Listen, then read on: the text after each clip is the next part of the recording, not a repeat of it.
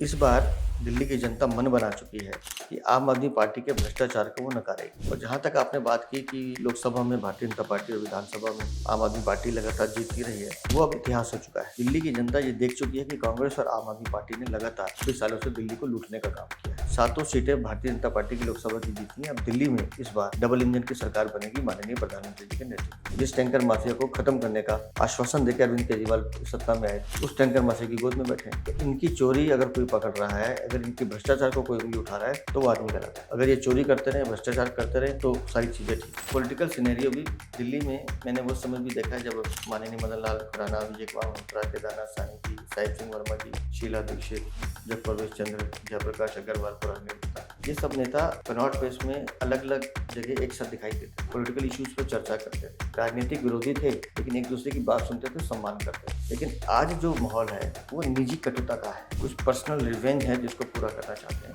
और दिल्ली में ये स्थिति बहुत बदतर हुई है आम आदमी पार्टी के आने के बाद। We welcome you to another episode of the Statesman Talk.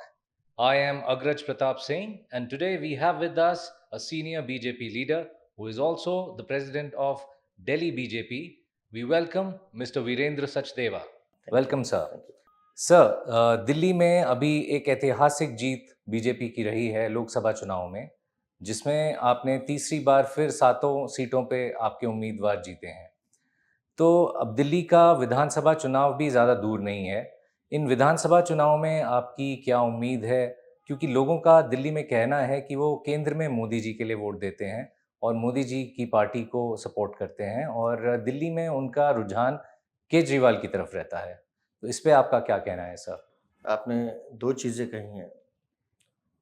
Delhi की 7 सीटें भारतीय जनता पार्टी ने जीती हैं। निस्संदेह इसके 3 कारण हैं। सर्वप्रथम हमारे माननीय प्रधानमंत्री श्री नरेंद्र मोदी, जिनके नेतृत्व में हम सब काम कर रहे हैं और दिल्ली की जनता ने उनके नाम और उनके काम पर मोहर लगाई है। हमारे राष्ट्रीय अध्यक्ष श्री जगत प्रकाश नड्डा जी, जो सब कार्यकर्ताओं को ऊर्जा देने का काम करते हैं, और लाखों लाख हमारे वो कार्यकर्ता जिन्होंने इस 85 दिन के लंबे कैंपेन में दिन रात एक कर दिया इस चुनाव में अपने उम्मीदवार को जिताने के लिए, उनको हम नहीं भूल सकते। और तीसरा जो मुझे लगता है, दिल्ली की जनता जिसने भरपूर आशीर्वाद माननीय प्रधानमंत्री जी को दिया है। तो ये 3 कारण हैं जिस कारण हम दिल्ली की 7 सीटें जीतने में सफल हुए हैं। और जहाँ तक आपने बात की कि लोकसभा में भारतीय जनता पार्टी और विधानसभा में आम आदमी पार्टी लगातार जीतती रही है, वो अब इतिहास हो चुका है। इस बार दिल्ली की जनता मन बना चुकी है कि आम आदमी पार्टी के भ्रष्टाचार को वो नकारेगी। इससे पहले तक आम आदमी पार्टी का गुब्बारा फटा नहीं था, झूठ का गुब्बारा, ढकोसले का गुब्बारा, ढोंग का गुब्बारा। लेकिन शराब नीति घोटाला हो, जल बोर्ड का घोटाला हो, या पानी का हो, या बिजली का, जिस तरह से आजकल हम देख रहे हैं कि बिजली के दाम इतने बढ़ा दिए गए हैं कि हर आदमी की कमर टूट रही है। दिल्ली की जनता अब आम आदमी पार्टी से त्रस्त है। उनके विधायक भ्रष्टाचार में लिप्त हैं। पहले वो नगर निगम को दोष देते थे, अब तो नगर निगम में भी आम आदमी पार्टी है। आप देख रहे हैं दिल्ली में आधे घंटे की बारिश में जल भराव हो जाता है, पूरी पूरी दिल्ली डूब जाती है, नाले साफ नहीं हुए, उसमें भी भ्रष्टाचार किया है। तो दिल्ली की जनता ये देख चुकी है कि कांग्रेस और आम आदमी पार्टी ने लगातार पिछले 26 सालों से दिल्ली को लूटने का काम किया है। तो जो फीडबैक हमारे पास है, जो जनता के माध्यम से आ रहा है, हमारे कार्यकर्ताओं के माध्यम से आ रहा है, 7 सीटें भारतीय जनता पार्टी की लोकसभा की जीती हैं। अब दिल्ली में इस बार डबल इंजन की सरकार बनेगी माननीय प्रधानमंत्री जी के नेतृत्व में। जैसे आम आदमी पार्टी हमेशा कहती है कि शराब नीति वाले मुद्दे में या केस में केजरीवाल जी के खिलाफ अभी तक कोई सबूत ऐसे नहीं है और भी बहुत सारी चीज़ें वो कहते हैं, तो इस बारे में आपका क्या कहना है? और जैसे अभी ट्रायल कोर्ट ने भी उन्हें एक बेल दी थी, एक फिर बात तो सुप्रीम कोर्ट ने इंटरिम बेल एक दी। बात हमको समझनी होगी। अगर अरविंद केजरीवाल, मनीष सिसोदिया, सत्येंद्र जैन या बाकी जो लोग हिरासत में हैं, जेल में हैं, उनको जेल किसने भेजा? माननीय न्यायालय ने। जांच एजेंसी ने साक्ष्य न्यायालय के सामने रखने हैं, न्यायालय ने निर्णय देना है। तो इसमें आप और हम कहीं बीच में आते नहीं हैं। और न्यायालय के निर्णय के अनुसार अरविंद केजरीवाल जेल में है। अगर शराब नीति घोटाले में घोटाला नहीं हुआ तो फिर अरविंद केजरीवाल जेल में क्यों है? इसलिए है क्योंकि चोरी की है, मनी ट्रायल पकड़ा जा चुका है, 45 करोड़ का मनी ट्रायल तो सीबीआई दिखा ही रही है, 100 करोड़ से ज़्यादा का घोटाला हुआ है। और मैं बार बार एक ही सवाल पूछता हूँ, आपको शराब नीति बदलने की जरूरत क्या थी? अगर वो शराब नीति ठीक थी तो फिर वापस क्यों ली? जिस दिन शराब नीति वापस ली थी उसी दिन तय हो गया था कि अरविंद केजरीवाल की चोरी पकड़ी गई है। कौन कौन सी सरकार पूरे हिंदुस्तान में आप देखेंगे जो एक बोतल के साथ दूसरी बोतल फ्री देती होगी? गली कोई आपने स्कूल नहीं छोड़ा, कोई मंदिर मस्जिद गुरुद्वारा नहीं छोड़ा जहाँ शराब की दुकान ना खोली हो। पूरी की पूरी एक जनरेशन को आपने नशे में धकेलने का काम किया। तो भारतीय जनता पार्टी के कार्यकर्ताओं ने प्रदर्शन किया 1.5-2 साल लगातार, तब आपको शराब नीति वापस लेनी पड़ी। जैसे ही जांच एजेंसी ने जांच शुरू की, आपने शराब नीति वापस ली, मतलब आप चोरी आप कर चुके थे और अब चोरी पकड़ी जा रही है। जांच एजेंसी साक्ष्य अदालत में रख रही है, न्यायालय निर्णय दे रहा है और न्यायालय अगर उनको बेल देता है या जेल में भेजता है, ये निर्णय न्यायालय का है। तो मुझे लगता है कि पूरे शराब नीति घोटाले को एक बड़े परिप्रेक्ष्य में देखने की जरूरत है कि कोई एक कारण बताना चाहिए कि अगर शराब नीति ठीक थी तो वापस क्यों ली।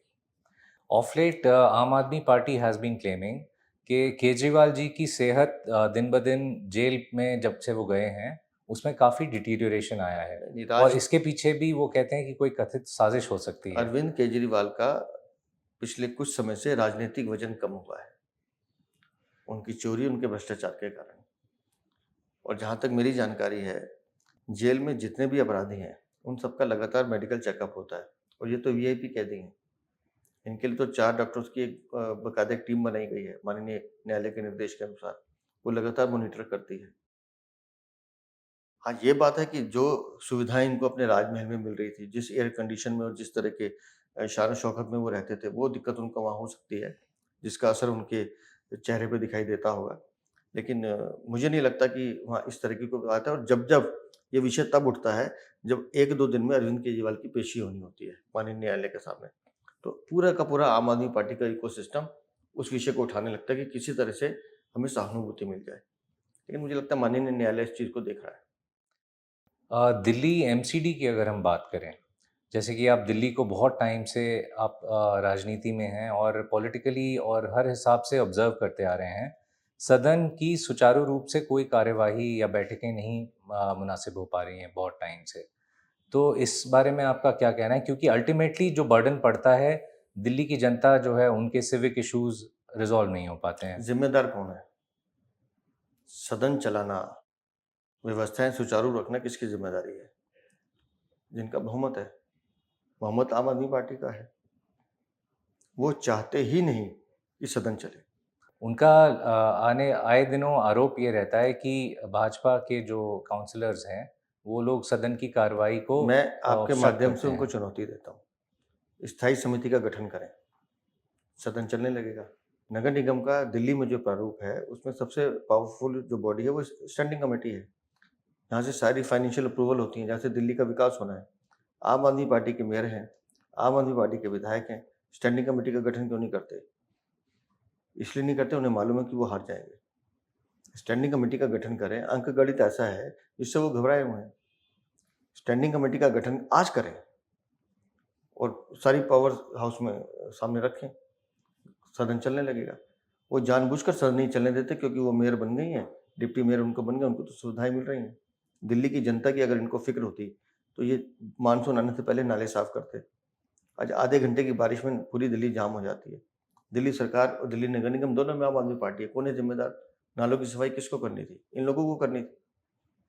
दिल्ली को लूटने का एक तरह से इन लोगों ने पूरा षड्यंत्र रचा हुआ है कि दिल्ली को कैसे लूट सकते हैं, दिल्ली का कैसे बेड़ा गर्क करना है। वो आम आदमी पार्टी के शासन से सीखना चाहिए। उनका आरोप अक्सर ये रहता है कि केंद्र की जो सरकार है, एलजी साहब हैं, वो कहीं न कहीं उनके जो कार्य हैं या उनकी जो प्रोसीडिंग्स हैं, उनको कहीं न कहीं सपोर्ट नहीं करते और बाधा डालते हैं। अगर आम इस आदमी पे आपका पार्टी क्या की विचार चोरी है? पकड़ना, अगर आम आदमी पार्टी के भ्रष्टाचार को सामने लाना गलत है, तो फिर उनकी बात हम मान सकते हैं। पैनिक बटन घोटाले पे आपने घोटाला किया, खाली सफ़ेद बटन लगा दिए, चोरी कर रहे हैं। आप जासूसी करवा रहे हैं अपने अधिकारियों की, नेताओं की। जल बोर्ड, जब दिल्ली सरकार, आम आदमी पार्टी की सरकार दिल्ली में आई थी, 600 करोड़ के फायदे का उपक्रम था। आज 73,000 करोड़ के लोन पर है। कहाँ गया पैसा? आम आदमी पार्टी की सरकार है, लूट के खा गए। टैंकर माफिया को एक तरह से इन्होंने अपने सर पे बिठा लिया। पूरी की पूरी पार्टी टैंकर माफिया की गोद में बैठी है। जिस टैंकर माफिया को खत्म करने का आश्वासन देकर अरविंद केजरीवाल सत्ता में आए थे, उस टैंकर माफिया की गोद में बैठे हैं। तो इनकी चोरी अगर कोई पकड़ रहा है, अगर इनकी भ्रष्टाचार को कोई उँगली उठा रहा है, तो वो आदमी गलत है। अगर ये चोरी करते रहें, भ्रष्टाचार करते रहें, और तो सारी चीज़ें ठीक हैं। तो दिल्ली तो ऐसे नहीं चलेगी।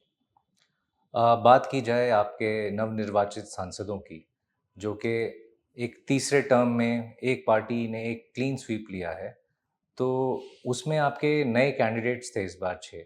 उन नए चेहरों के पीछे आपका क्या स्ट्रैटेजी रहा या क्या ऐसी बात रही कि आपने नए लोगों को किस फोकस से इस बार भारतीय जनता मौका पार्टी दिया? में हमारी पार्टी की सबसे बड़ी विशेषता ये है कि हमारे यहाँ कोई भी दायित्व ऐसा नहीं है कि वो आपके लिए परमानेंट इस्टेब्लिश कर दिया गया है।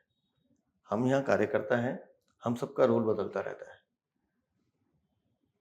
तो जो कल तक सांसद थे, अब उनका रोल दूसरा है। जो कल तक कार्यकर्ता थे, वो आज सांसद हैं।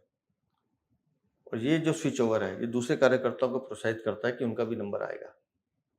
और जो 6 हमने नए चेहरे उतारे हैं, वो राजनीति या लोकसभा में तो नए हो सकते हैं, राजनीति के चुनाव में, लेकिन उन सब का अनुभव बहुत है। कमलजीत शेरावत मेयर रही हैं, प्रशासनिक अनुभव है, लगातार संगठन में काम कर रही हैं।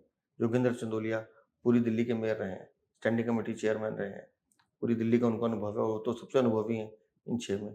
हर्ष मल्होत्रा जो अब केंद्र में मंत्री हैं, ये भी पूर्वी दिल्ली के मेयर रहे हैं, लगातार जनता में काम करते रहे हैं। बांसुरी स्वराज खुद बैरिस्टर हैं, लगातार राजनीतिक परिप्रेक्ष्य से आए हैं, अभी हमारी प्रदेश में मंत्री हैं, लगातार पार्टी का काम कर रहे हैं। परवीन खंडेलवाल दिल्ली के व्यापारियों के सबसे बड़े नेता हैं, लगातार हमारे प्रदेश के कोषाध्यक्ष रहे हैं, लगातार। और उनके पिता जो थे, वो डिप्टी मेयर रहे हैं दिल्ली के पुराने समय में, लगातार वो पूरा का पूरा परिवार उसमें काम में व्यस्त रहा है। तो मुझे लगता है कि दिल्ली में हमने अनुभवी और ऐसे परिपक्व कार्यकर्ताओं को पार्टी ने टिकट दिया है, जो चलकर दिल्ली की सेवा करेंगे। एक राजनीतिज्ञ की नज़र से ना देखा जाए, अगर मैं आपसे एक आम नागरिक के तौर पे पूछूं, एक दिल्ली वासी के तौर पे पूछूं, तो आज की तारीख में दिल्ली के जितने भी मुद्दे हैं या सिविक इश्यूज हैं, आप पिछले 20 या 30 साल पहले भी चले जाएं, तो आपके हिसाब से आपको ऐसा क्या लगता है कि दिल्ली की स्थिति पहले से बेहतर हुई है, या पिछले 10 साल में क्या अंतर रहा है, या उसका क्या एक समाधान हो सकता है? क्योंकि बहुत सी जगहों में जलभराव है या और भी कई सारे सिविक इश्यूज हैं जो कि छिपे नहीं रहे हैं लोगों से। तो इस बारे में आपका क्या मैं कहना जब होगा दिल्ली को एज एज मैं आम दिल्ली नागरिक? दिल्ली का एक बेटा होने के नाते, क्योंकि मैंने इस दिल्ली को अपने दिल से जिया है। मैंने पुरानी दिल्ली में रहते हुए और बाद में पूर्वी दिल्ली में रहते हुए हमने तो दिल्ली को बढ़ते हुए देखा है। लेकिन इस दिल्ली को देख कर दर्द होता है। एक बेटा होने के नाते मैं कह सकता हूँ कि इस दिल्ली को बहुत बेहतर बनाने की ज़रूरत है। आप कल्पना कीजिए, आज से 10-15 साल पहले, जब 10-15 साल भी नहीं, 8-10 साल पहले बोलता हूँ, या 6-7 साल पहले तक भी, जब दिल्ली में ईस्टर्न और वेस्टर्न एक्सप्रेसवे नहीं बने थे, दिल्ली में कमर्शियल व्हीकल्स सड़कों के बीच में से होके जाते थे। मैंने वो मंज़र देखा है, ट्रकों का जाम देखा है, डीज़ल का धुआँ देखा है, लोगों को खाँसते हुए देखा है। आज भी लोग खाँसते हैं। लेकिन अगर वो कमर्शियल व्हीकल आज दिल्ली के बाहर-बाहर से निकल रहे हैं, तो वो दिल्ली को सुविधा माननीय प्रधानमंत्री श्री नरेंद्र मोदी ने दी है। दिल्ली में आज जो सड़कों का जाल फैला है, चाहे वो NH-24 हो, हमारा प्रगति मैदान का जो टनल बना है वो हो, या द्वारका एक्सप्रेसवे बना है। मुझे उस दिन हैरानी हुई कि मैं खुद एयरपोर्ट से सोनीपत 22 मिनट में पहुँचा, जो पहले असंभव था, 2 घंटे लगते थे, एक्सप्रेसवे की वजह से। उस हिसाब से देखें तो दिल्ली में बहुत बड़ा परिवर्तन हुआ है। लेकिन सिविक बॉडीज़ को देखें, मूलभूत ज़रूरतों को देखें दिल्ली की, तो उसमें बहुत काम करने की ज़रूरत है। दिल्ली को हमने सुंदर बनाने का काम किया अभी G20 के उसमें। कर्तव्य पथ बन गया, प्रधानमंत्री म्यूज़ियम बन गया, नेशनल वॉर मेमोरियल बन गया, सड़कें खूबसूरत हो गई, चौड़ी हो गई। लेकिन अगर दिल्ली के नाले साफ़ नहीं हैं, आधे घंटे में दिल्ली जाम हो जाती है। तो दिल्ली में नालों की सफाई करने का काम दिल्ली की सिविक एजेंसीज़ का था, जहाँ आम आदमी पार्टी का शासन है। अब तो नगर निगम भी उनके पास है। भारतीय जनता पार्टी को दोष नहीं दे सकते।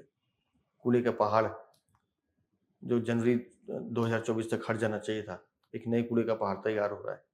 उसको हटाने का वादा करके आए थे अरविंद केजरीवाल। दिल्ली में प्रदूषण एक बहुत बड़ी समस्या है।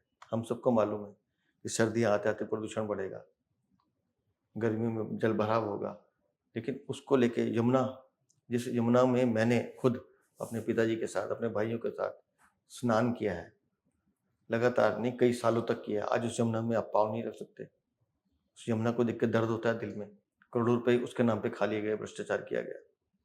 तो इस दिल्ली को दिल से जीने की ज़रूरत है, एक साफ नीयत और शिद्दत से काम करने की ज़रूरत है। मेरी दिल्ली अच्छी दिल्ली, स्वस्थ दिल्ली, स्वच्छ दिल्ली बन सकती है अगर हम ईमानदारी से काम करें। लेकिन अगर आपने चोरी करनी है, भ्रष्टाचार करना है और ये सोचना है कि हम तो लूटने आए हैं, तो इस दिल्ली को और बदतर करने का काम आम आदमी पार्टी कर रही है। Coming back to the pollution issue in Delhi, be it air pollution or water pollution, noise pollution, and several other issues, बहुत सारे जो वेस्ट डिस्पोजल के भी इश्यूज हैं दिल्ली के, तो उस संदर्भ में मैं आपसे ये जानना चाहता हूँ कि जो आपके नवनिर्वाचित सांसद लोग हैं, एक तो उनका क्या विजन रहेगा और वो किस पुरजोर तरीके से संसद में ये बात उठाएंगे, और केंद्र का आगे क्या विजन देखिए, रहेगा इस चीज़ दिल्ली पे? की समस्याओं को लेकर केंद्र पार्लियामेंट के अंदर अपनी बात रखना और उन प्रॉब्लम्स को उठाना, ये हमारे सांसदों की भूमिका है, वो करेंगे इस काम को। मुझे इस बात को लेकर मैं पूरी तरह से निश्चिंत हूँ। लेकिन इसका हल क्या है? दिल्ली की स्टेट में अगर आपको कुछ भी करना है, तो आपको राज्य सरकार के पास जाना है। केंद्र सरकार ने 8,000 करोड़ से ज़्यादा पैसा दिया यमुना की सफाई के लिए, लेकिन इम्प्लीमेंट एजेंसी कौन है? दिल्ली की गवर्नमेंट। पैसा कहाँ गया? पैसा उनकी जेब में गया। अब करते रहिए ऑडिट। दिल्ली में नॉइज़ पॉल्यूशन है, दिल्ली में ट्रैफिक की समस्या है, दिल्ली में पार्किंग की समस्या है, दिल्ली में डस्ट की वजह से पॉल्यूशन है और सबको मालूम है ये पॉल्यूशन लगातार चीज़ें बढ़ रही हैं, लोगों का स्वास्थ्य खराब हो रहा है। मैं फिर कहता हूँ, दिल्ली को एक बेहतर दिल्ली बनाने के लिए एक विज़न की ज़रूरत है। सभी सिविक एजेंसीज़ को मिलकर काम करने की ज़रूरत है और पॉल्यूशन को लेकर कठोर कदम उठाने की भी ज़रूरत है और उसके लिए ज़रूरत है कि सब लोग मिलके काम करें। इसलिए मैं कह रहा हूँ कि दिल्ली की इस स्थिति को देखते हुए मेरा दिल्ली की जनता से ये अपील है कि आपने कांग्रेस को 15 साल दिए हैं, अरविंद केजरीवाल को 10 साल दिए हैं। लगभग 26 वर्ष हो गए इस दिल्ली में भारतीय जनता पार्टी का कार्यकर्ता मुख्यमंत्री नहीं बना है। आप दिल्ली में डबल इंजन की सरकार दीजिए।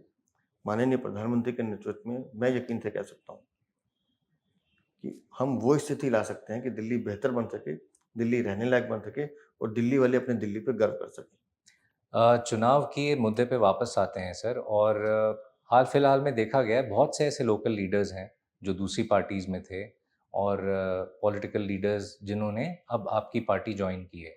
क्या ये संकेत है कि एक रुझान पहले से कुछ बदल रहा है दिल्ली के असेंबली चुनाव को भारतीय लेके? जनता पार्टी विश्व की सबसे बड़ी पार्टी है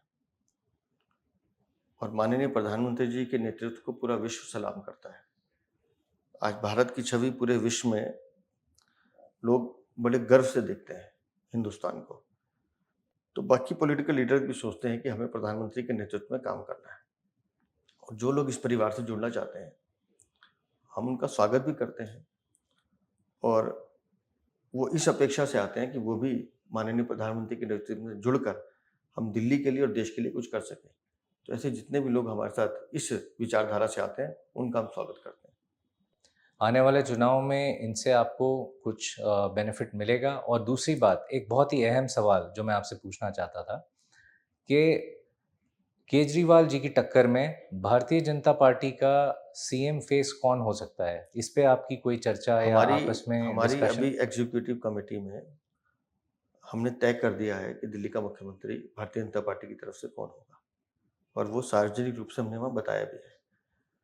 हमारे लिए हमारा चेहरा, हमारा सिंबल कमल का फूल है और सारे कार्यकर्ता उस कमल के फूल की छाया में चुनाव लड़ेंगे। भारतीय जनता पार्टी चुनाव जीतेगी और एक कार्यकर्ता भारतीय जनता पार्टी का जो कमल का फूल लेके चलेगा, वो हमारा मुख्यमंत्री होगा। टॉकिंग ऑफ न्यू दिल्ली, और जैसे आपने अपना बचपन दिल्ली में सारा बिताया है, ये थोड़ा हम दिल्ली को लेके पॉलिटिकल बातों से हट के एक दिल्ली की दिल से आपसे बात करना चाहें, तो एक जो ट्रांजिशन एक शहर का होता है, आपने पूरी लाइफ में अपना देखा होगा, स्कूल टाइम से, कॉलेज टाइम से लेके फिर आपका करियर शुरू हुआ होगा। तो how has this city evolved in the past 2 to 3 decades, and with the changing political scenarios also? What would you like to talk about that, sir? Delhi को अपनी आंखों से बदलते हुए देखा है, इसमें तो कोई संदेह नहीं है। मैंने जैसे पहले बताया कि मैं पुरानी दिल्ली में रहता था।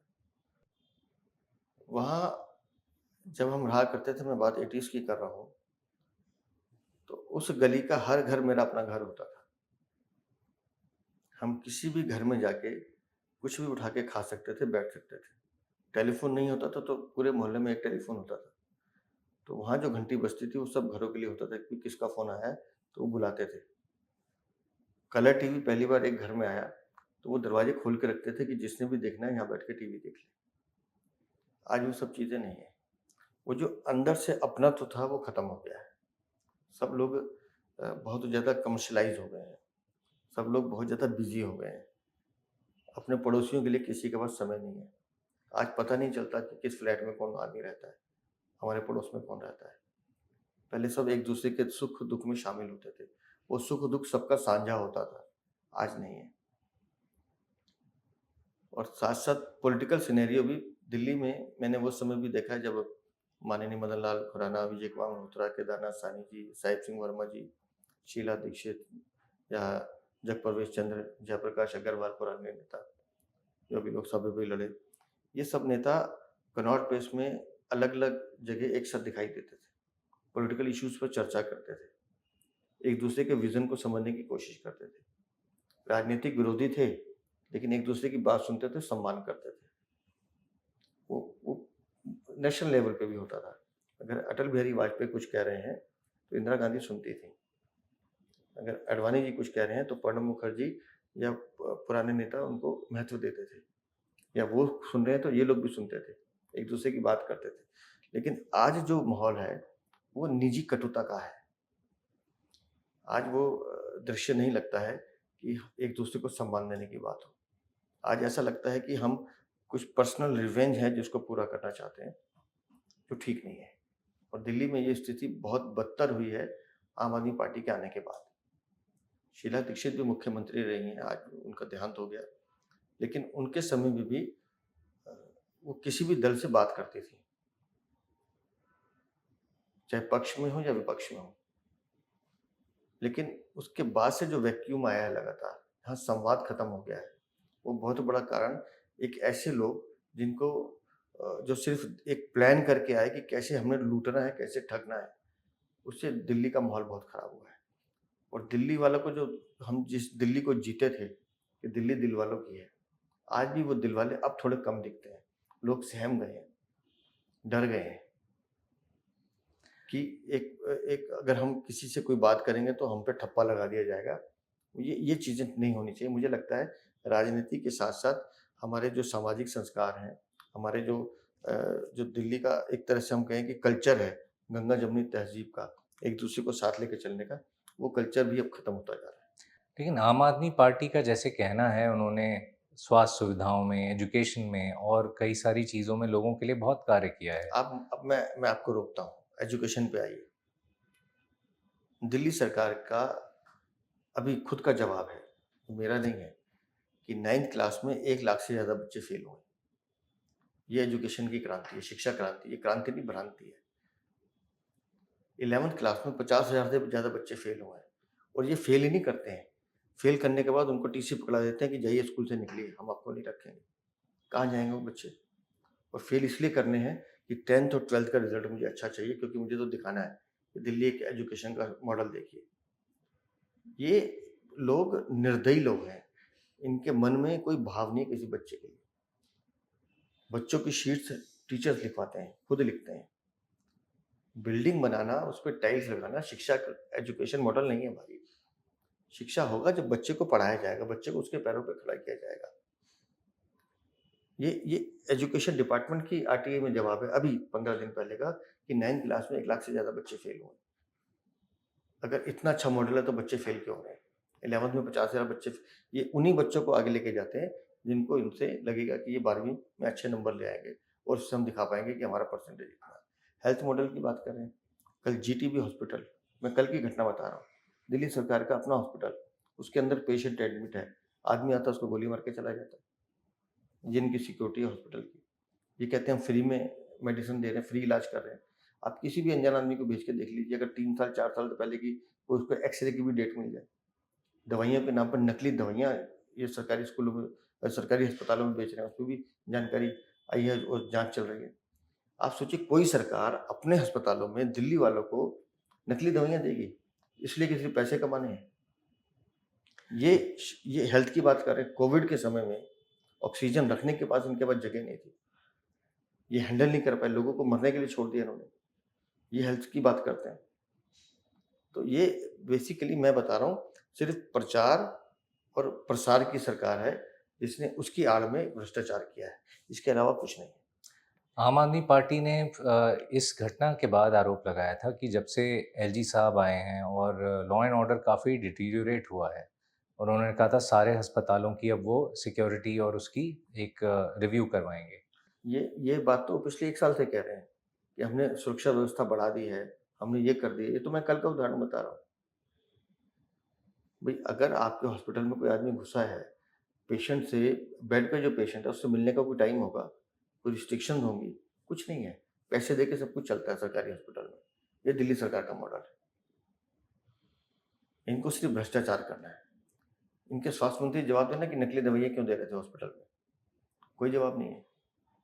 क्यों लोग मर जाते हैं? इसका कोई जवाब नहीं है। अगर पीएम मोदी जी की पीएम मोदी का दिल्ली के विजन उनका जो दिल्ली के प्रति विजन है उसकी बात की जाए तो उसमें कुछ आप शेयर करना देखिए चाहेंगे आने वाले 5 साल के हिसाब से? प्रधानमंत्री का सीधा विज़न है कि दिल्ली देश की कैपिटल है, दिल्ली विकसित एक राजधानी दिखनी चाहिए। इसके लिए उन्होंने ईस्टर्न वेस्टर्न एक्सप्रेसवे बनाया, द्वारका एक्सप्रेसवे बनाया, मेरठ एक्सप्रेसवे बनाया, NH-24 बनवाया, दिल्ली सुंदर दिखे, कर्तव्य पथ बनवाया, गुलामी की मानसिकता से आज़ादी दिलवाई। आज सैटरडे संडे को 1.5 से 2 लाख लोग कर्तव्य पथ पे अपने परिवार के साथ आते हैं और डेली वीकेंड में लगभग 50 से 70 हज़ार लोग दिल्ली जाते हैं। उसके साथ-साथ नेशनल वॉर मेमोरियल बनाया, पुलिस वॉर मेमोरियल बनाया देखने के लिए। बाबा साहब अम्बेडकर का तीर्थ स्थान बनवाया अलीपुर रोड पे। दिल्ली को एक बेहतर दिल्ली बनाने के लिए इससे पहले आप देखिए ना लाल किले पे कहाँ से लाइट एंड साउंड शो होते थे, अब होते हैं। प्राइम मिनिस्टर म्यूज़ियम देखिए, जवाहरलाल नेहरू पहले प्रधानमंत्री से लेके आज तक हर प्राइम मिनिस्टर की हिस्ट्री वहाँ दिखाने का काम माननीय प्रधानमंत्री ने किया। राजनीति से हटके किया कि ये देखिए आके यहाँ पर। आज नेताजी सुभाष चंद्र बोस की प्रतिमा इंडिया गेट पे दिखाई देती है। ये विज़न किसके पास था? ये पीएम ने करके दिखाया। लेकिन साथ-साथ इस दिल्ली को और बेहतर करने की ज़रूरत है और उसके लिए मैं कह रहा हूँ कि दिल्ली में डबल इंजन की सरकार चाहिए। आयुष्मान योजना अगर पूरे हिंदुस्तान में लागू हो सकती है, दिल्ली में क्यों नहीं लागू होती? क्योंकि दिल्ली की राज्य सरकार करने नहीं देती। ये तो 5 लाख तक का फ्री इलाज सबको मिल जाता। अभी भी प्रधानमंत्री ने घोषणा की कि 70 वर्ष से अधिक आयु के लोगों को हम 5 लाख रुपए का फ्री ट्रीटमेंट देंगे और हर वर्ग के आदमी को देंगे। प्रधानमंत्री जी देश के हर नागरिक के लिए संवेदनशील हैं। वो चाहते हैं कि हर उस देश के हर नागरिक को वो सुविधाएँ मिले जिसका वो हकदार है।